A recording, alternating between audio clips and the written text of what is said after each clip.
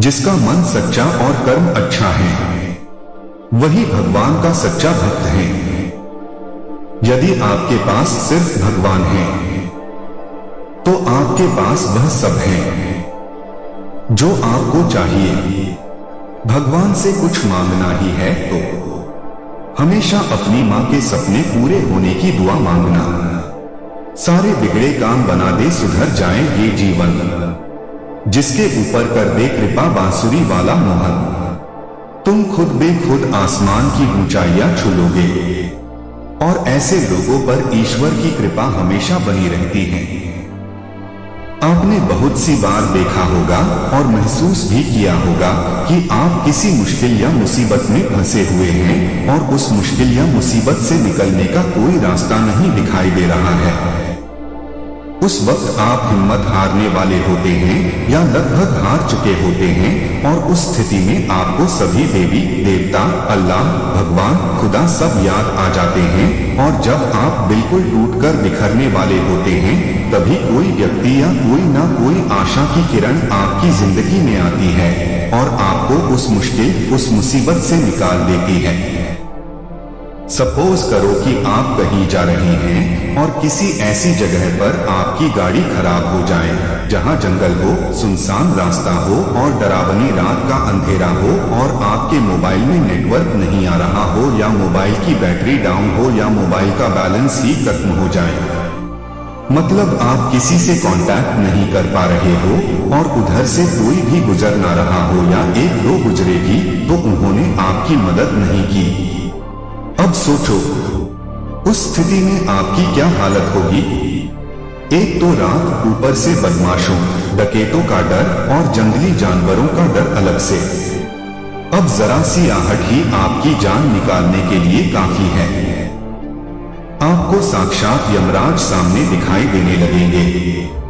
खुदा, भगवान, ईश्वर सभी एक साथ याद आने लगेंगे, और जुबा पर सिर्फ एक ही बात होगी कि हे मेरे मालिक, हे मेरे भगवान, बस मुझे एक बार इस मुश्किल से निकालकर सही सलामत घर पहुंचा दे।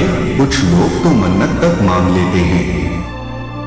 आपका खून सूखने वाला ही होता है कि तभी कोई आपके पास आकर रुकता है और आपकी मदद करता है, जिससे आप सही सलामत घर पहुंच जाते हैं, और घर पहुंचकर आप उस व्यक्ति को बार बार धन्यवाद देते हैं। अब यहाँ पर एक बात सोचने वाली है, क्या वह व्यक्ति अपनी मर्जी से आया था? क्या उसका आना एक इत्तेफाक था, या उसे उस रब ने, उस मालिक ने, उस भगवान, उस खुदा ने आपके पास भेजा था?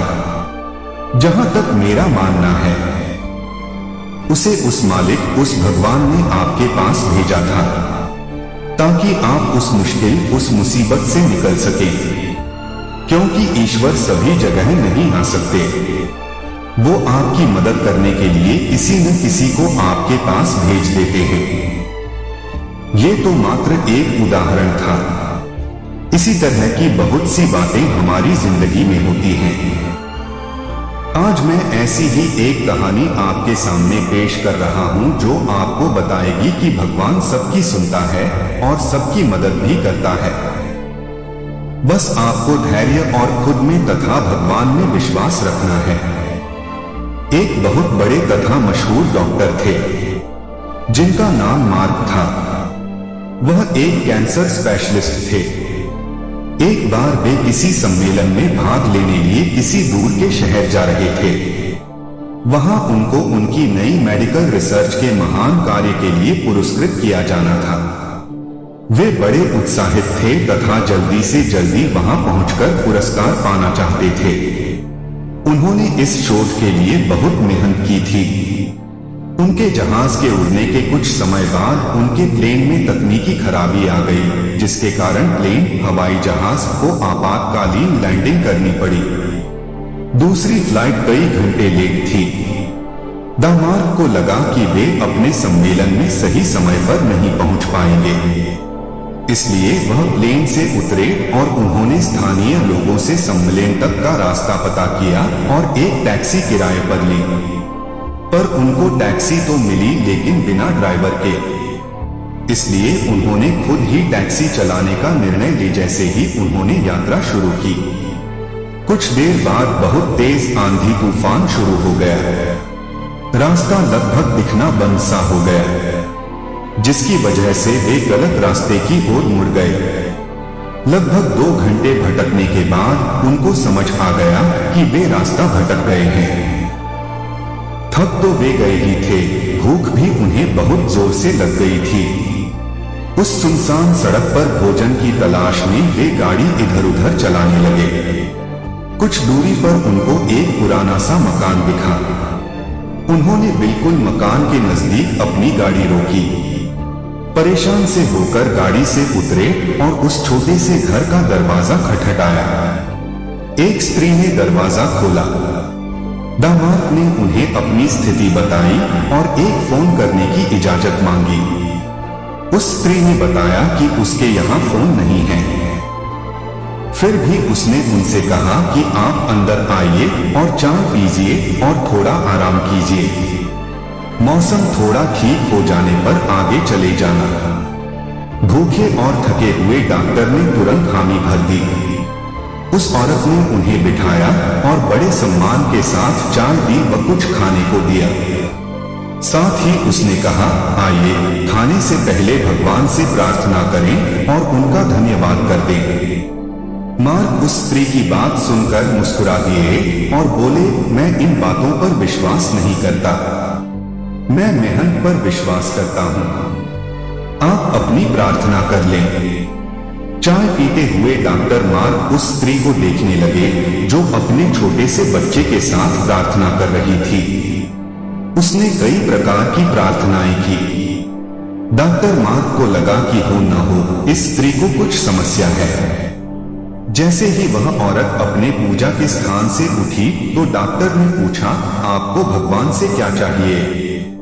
क्या आपको लगता है कि भगवान आपकी प्रार्थनाएं सुनेंगे? उस औरत ने धीमे से उदासी भरी मुस्कुराहट के साथ कहा, ये मेरा लड़का है और इसको कैंसर है जिसका इलाज मार्क नाम के एक डॉक्टर कर सकते हैं। लेकिन मेरे पास इतने पैसे नहीं हैं कि मैं उनके पास उनके शहर जा सकूं, क्योंकि वे दूर किसी शहर में रहते हैं। यह सच है कि भगवान ने अभी तक मेरी किसी प्रार्थना का जवाब नहीं दिया, लेकिन मुझे विश्वास है कि भगवान एक ना एक दिन कोई रास्ता बना ही देंगे। वे मेरा विश्वास टूटने नहीं देंगे। वे अवश्य ही मेरे बच्चे का इलाज दामाद से करवाकर इसे स्वस्थ कर देंगे। डॉक्टर मार्क यह सुनकर बिल्कुल अवाक रह गए। कुछ पल के लिए वे खामोश से हो गए। उनकी आंखों से आंसू गिरने लगे। वे अपने मन में कहने लगे, भगवान बहुत महान हैं। वे समझ गए कि यह सब इसलिए नहीं हुआ कि भगवान को केवल इस औरत की प्रार्थना का उत्तर देना था, बल्कि भगवान उन्हें भी एक मौका देना चाहते थे कि वे भौतिक जीवन में धन कमाने, प्रतिष्ठा कमाने आदि से ऊपर उठें और असहाय लोगों की सहायता करें। ये कहानी हमें 2 सीख देती है। एक तो ये कि हमें कभी भी भगवान से भरोसा नहीं तोड़ना चाहिए और दूसरा, जितना हो सके हमें दूसरों की मदद करनी चाहिए। तो दोस्तों, आप चाहे किसी भी मुश्किल में हो, चाहे आप पर कितनी भी बड़ी मुसीबत आ जाए, आपको कभी भी भगवान के ऊपर से भरोसा नहीं तोड़ना चाहिए। अगर आप हिम्मत और धैर्य के साथ मुश्किलों का सामना करते रहेंगे और आपको खुद पर तथा भगवान पर भरोसा है, अटूट विश्वास है, तो भगवान आपकी जरूर सुनेंगे और आपके विश्वास को टूटने नहीं देंगे। चाहे थोड़ी देर हो जाए, लेकिन वो आपके लिए कोई ना कोई रास्ता ऐसा बना देंगे जिससे आप उस मुश्किल, उस मुसीबत से निकल जाओ। अगर आप ध्यान से देखेंगे और महसूस करेंगे तो पाएंगे कि जिंदगी में सबके साथ ऐसी घटनाएं होती हैं। जब आप बिल्कुल उम्मीद खो देते हैं और हिम्मत हारने लगते हैं, तब आपको कहीं से अचानक मदद मिल जाती है, आशा की किरण दिख जाती है। तो बस आप धैर्य के साथ भगवान में विश्वास रखिए। भगवान आपको हर मुश्किल, हर मुसीबत से निकाल देंगे। प्रेरणा जी, मैं आपको एक बात कहना चाहता हूँ, आपका गलत मत मानना। इस ईश्वर से ज्यादा खुद पर विश्वास कीजिए, क्योंकि आप ही के अंदर ईश्वर है। नहीं मानते तो अकेले में रहकर खुद पहचानने की कोशिश करो, आपको पता चल जाएगा कि आप कौन हैं। और अगर फिर भी यकीन न हो तो एक प्रश्न अपने आप से कीजिए कि मैं जो हूँ वो मैं क्या हूँ मैं कम है, कुछ नया जरूर मिलेगा। एक बात और कहना चाहता हूँ प्रेरणा जी, न किस्मत है न भाग्य, क्योंकि जो अचानक हो जाए, जिससे अपना कुछ खोया मिल जाए, या हमारे साथ कुछ ऐसा हो जिससे हम खुश हो जाए, तो हम उसे किस्मत मान लेते हैं। और जो न मिल पाए उसे हम बदकिस्मत कह देते हैं। जो हमने सोचा वो ही मिल जाए तो हम उसे भाग्य कह देते हैं, और जो सोच के बिल्कुल ही विपरीत हो जाए उसे हम दुर्भाग्य कह देते हैं। तुम चाहे तो तुम सब कुछ हो, तुम न चाहे तो तुम कुछ भी नहीं हो। तुम जो हो वो तुम नहीं हो, जो तुम हो वो तुम नहीं हो। जो तुम मान लेते हो वो तुम मान लेते हो, तुम्हें सच लगने लग जाता है। और जो तुम नहीं मानते हो वो तुम्हें झूठ लगने लग जाता है। जय प्रकाश जी, मैं आपको एक बात कहने चाहता हूँ, अगर आप ठीक से देखें तो इस दुनिया में कोई भी गलत नहीं है, नहीं कोई किसी के साथ में गलत काम कर रहा है। एक उदाहरण देता हूँ, जब कोई मुर्गी बेचने वाला मुर्गी बेचकर या काटकर पैसे कमाता है तो कुछ लोग उसे गलत कहते हैं, लेकिन कुछ जो मुर्गियाँ खरीदते हैं और खाते हैं वो उस मुर्गी वाले को धन्यवाद देते हैं। अब कुछ लोग कहेंगे कि मुर्गी काटना और मुर्गी बेचना गलत है, लेकिन वो मजबूर है, उसके परिवार का पालन पोषण इससे ही होता है, और इसके लिए वो अपनी दुकान को चलाने के लिए रोजाना भगवान से भी प्रार्थना करता है। अब आप ही बताएं, क्या वो मुर्गी बेचना वाला गलत है, या फिर मुर्गी लेने वाले, या फिर वो जो भगवान से प्रार्थना करता है और भगवान उसकी ये प्रार्थना सुन लेता, क्या भगवान गलत है? मेरे भाई, मैं आपको कुछ बताना चाहता हूँ, जो आपके साथ हो रहा है वो आपकी सोच की समस्या है।